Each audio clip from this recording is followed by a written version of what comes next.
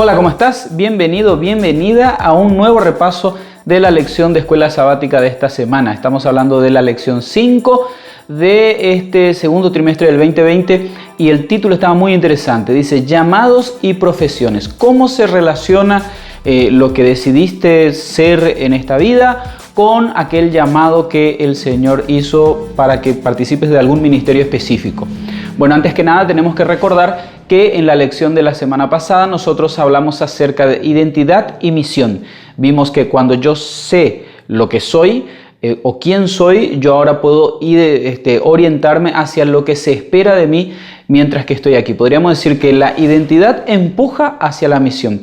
Vimos que Dios nos creó a su imagen y semejanza y Eclesiastés inclusive agrega que fuimos creados para gloria de Él. Si nosotros unimos ese concepto o esos conceptos con las parábolas que aparecen en el Nuevo Testamento de la moneda perdida, de la oveja perdida, del hijo pródigo, nos damos cuenta de lo que más alegría trae al corazón de Dios es la salvación de las almas. En otras palabras, podríamos decir, uniendo todo esto, que la gran misión que todos nosotros tenemos es salvar almas. Ahora, el lugarcito que vos y yo ocupamos dentro de esta misión, a eso es lo que llamamos llamado.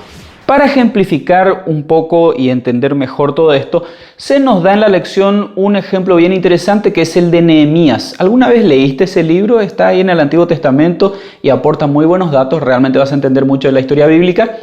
Se nos cuenta, comenzando allí en el capítulo 1, a partir del versículo 11 y yendo más o menos hasta el capítulo 2 del versículo 9, de un hecho interesante que sucede, una conversación más bien entre Nehemías y el rey. Nehemías acababa de escuchar un mensaje o noticia sobre Jerusalén y él realmente estaba abrumado porque la ciudad estaba prácticamente destruida y él quería hacer algo al respecto. Pasaron varios meses desde que él oró y le pidió a Dios que le dé un lugarcito en la misión de reconstruir Jerusalén, hasta que nos encontramos con la conversación entre Nehemías y el rey. Vos tenés que acordarte de algo. Nehemías era el copero, o sea, él era la persona, la última línea de defensa que había entre el rey y cualquier persona que quisiera envenenarlo. Él a veces inclusive tenía que probar o el vino del rey o la comida que él comía para ver si efectivamente esa comida, esa bebida estaba en condiciones y no iba a afectar a la salud del monarca. El puesto de copero del rey era muy importante. Uno podría pensar que era solamente cargarle algo en la copa. No. Probablemente Nehemías tuvo que aprender a planificar, tuvo que aprender a ser discreto porque escuchaba cosas, tuvo que aprender también a ser diplomático porque él a veces tenía que enviar mensajes o conversar con el rey y tenía que saber más o menos qué decirle. Por ejemplo, en el texto base en el que él le manifiesta al rey que realmente él quiere volver a Jerusalén para poder reconstruir la ciudad. Podemos nosotros ver aquí en la historia de Nehemías algo interesante. Estas tres capacidades que él tenía o estas tres habilidades que él aprendió a ejercer, la planificación, la discreción y la diplomacia, él las usaba en el momento, digamos, en el que profesionalmente él era el copero del rey. Sin embargo, la misión que Dios tenía para él era la de ser gobernador de Jerusalén y ser el reconstructor de la ciudad. Y qué interesante que al ejercer esa misión, al cumplir esa misión que Dios tenía para él, él también tuvo que planificar, tuvo que ser discreto y tuvo que ser diplomático. Si no me crees, anda al libro de Nehemías y vas a encontrarte todas las veces que tuvo que pelear diplomáticamente con sus vecinos, apelar al rey, apelar a este, apelar a aquel y de alguna manera, seguir con la misión que Dios le había dado. No sé si alguna vez soñaste, pensaste con hacer alguna cosa en el futuro. Muchos de nosotros pasamos mucho tiempo pensando en lo que queremos llegar a hacer, pero de repente perdemos de vista que lo que deberíamos concentrarnos ahora es justamente en ser. ¿Te estás ocupando en forjar un carácter realmente como el de Nehemías?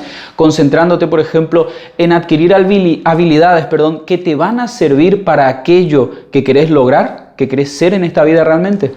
Llegando a este momento tenemos que hablar acerca de los factores que influyen en la vocación.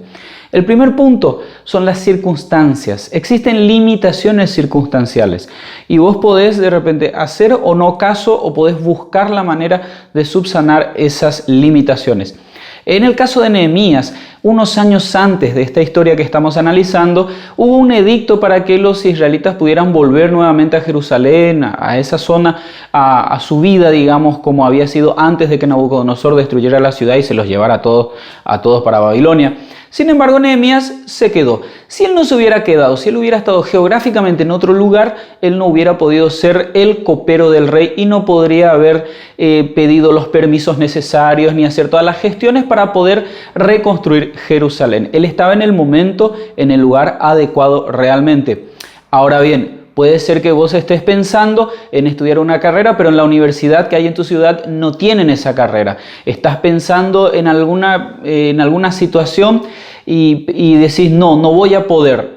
¿Podrías realmente ver si en otros lugares no hay otra universidad que tiene esa carrera y qué necesitas para poder trasladarte hasta ese lugar y poder continuar porque estás queriendo seguir tu sueño, que eres una vocación con la cual servir al Señor? Otro factor puede ser la providencia. Puede ser que ya estuviste viendo a dónde te puedes mudar, dónde puedes estudiar y de repente no sale nada. Puede ser que realmente Dios esté dirigiendo todo en sentido contrario a lo que vos estás planificando. No sería la primera vez. Si vas al libro de Romanos vas a encontrar a Pablo que él menciona que muchas veces él quiso ir a Roma a predicar, pero el Espíritu Santo se lo prohibió, hasta el punto de permitirle, sí, ir a predicar allí, pero ya en los últimos años de su vida, prácticamente antes de su muerte. Otro factor es la responsabilidad. En este punto tenés que analizar tu corazón. Existen ciertas características que nosotros tenemos que ya justamente por tenerlas nos adjudican cierta responsabilidad. Por ejemplo, sos un extranjero viviendo en un lugar y de repente aparecen otros jóvenes extranjeros igual que vos, en la misma situación. Vos sabés lo que se siente estar en un lugar sin compañía, sin amistades, extrañando tu tierra. Así que, ¿quién mejor que vos para ser el consejero de esos jóvenes extranjeros que están apareciendo? Ahí aparece una responsabilidad que automáticamente recae sobre vos y que es también una manera de orientar o de orientarte mejor en la dirección mientras que buscas un ministerio para ejercer. Por último, pero no menos importante, tenemos que mencionar lo que son los talentos que de manera innata cada uno de nosotros tiene. Si estás buscando realmente servir en un ministerio, estás buscando una nueva vocación y tenés talentos, entonces tenés que tener iniciativa, ser proactivo, comenzar a buscar dentro tuyo cuáles son esas habilidades que tenés, que ya las tenés incorporadas y que de repente solo falta perfeccionarlas. Ni voy a enumerar los talentos, vos conocés cuáles pueden ser. Y también un consejito. Involucrate en actividades, en proyectos en donde esos talentos puedan ser vistos, porque de esa manera también puede aparecer alguien que pueda guiarte en ese camino que estás recorriendo mientras buscas una vocación, una misión en esta vida.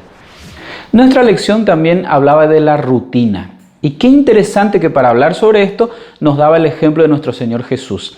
Si te pones a analizar, comparás por ejemplo con algunos textos de Isaías y lo comparás con los evangelios que nos cuentan sobre la vida de Jesús, Lucas por ejemplo nos habla de su infancia, no había nada de especial en la vida de Cristo. O sea, si lo hubieras conocido antes de sus 30 años, nada llamativo, nada te hubiera llamado la atención de decir, wow, este es el Salvador del mundo. Era un ser humano común y silvestre como cualquier ser humano común y silvestre que conozcas. De hecho, cuando después de iniciar su ministerio público, él volvió a Nazaret, los vecinos, la gente, no podían asimilar que era hijo de María. Todos lo conocían, lo habían visto crecer desde que era una cosita así.